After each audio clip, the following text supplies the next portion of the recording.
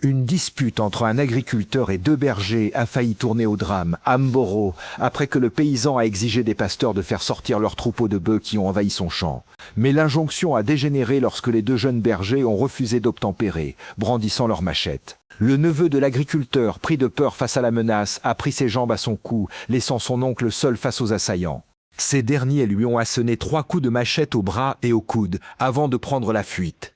Grièvement blessé, il a été évacué à l'hôpital. Il s'en est sorti avec un certificat médical attestant une incapacité temporaire de travail de 30 jours. Devant les gendarmes, l'agriculteur a contesté la version des deux frères bergers qui, durant leur audition, ont déclaré que c'est lui qui aurait ouvert les hostilités en leur jetant une pierre, les poussant ainsi à se défendre.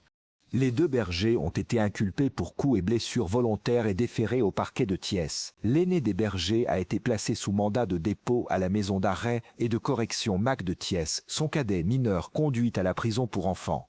Parcelles Lassénie, Daouda Traoré retrouvé sans vie dans une auberge, sa copine arrêtée. Un drame s'est produit hier, lundi, au Parcelles Lassénie, unité 6. Daouda Traoré, un jeune homme de 23 ans originaire de Thiaroye, a été retrouvé mort dans des circonstances mystérieuses à l'auberge Lambaye. Selon l'observateur, les faits se sont déroulés vers 5h30 du matin. Alertés, les éléments du commissariat de Golfe Sud et les sapeurs-pompiers se sont rendus sur place. Les lieux où ils ont découvert le corps du défunt, étendu sur le dos, saignant du nez et de la bouche.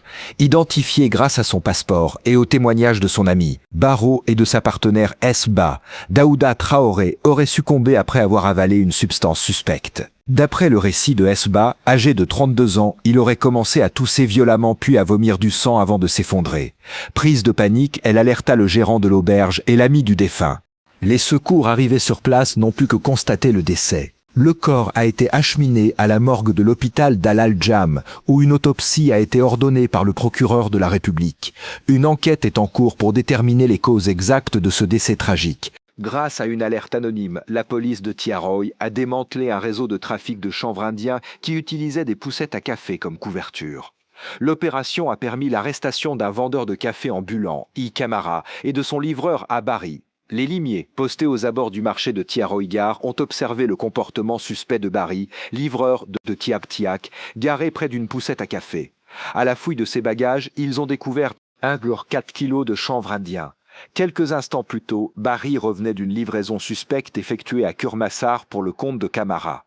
Déférés au parquet, les deux hommes ont comparu devant le tribunal de Pikine-Guédiawaye. L'observateur qui a assisté à l'audience rapporte que le vendeur de café, âgé de 27 ans et déjà condamné, a reconnu les faits, admettant qu'il s'approvisionnait régulièrement en chanvre à Diamniadio. Cité par le quotidien du groupe Futur Média, Bari, 26 ans, lui aussi repris de justice, a nié être au courant de la nature de la cargaison, affirmant qu'il n'était qu'un simple livreur, payé 4 000 francs pour transporter son client.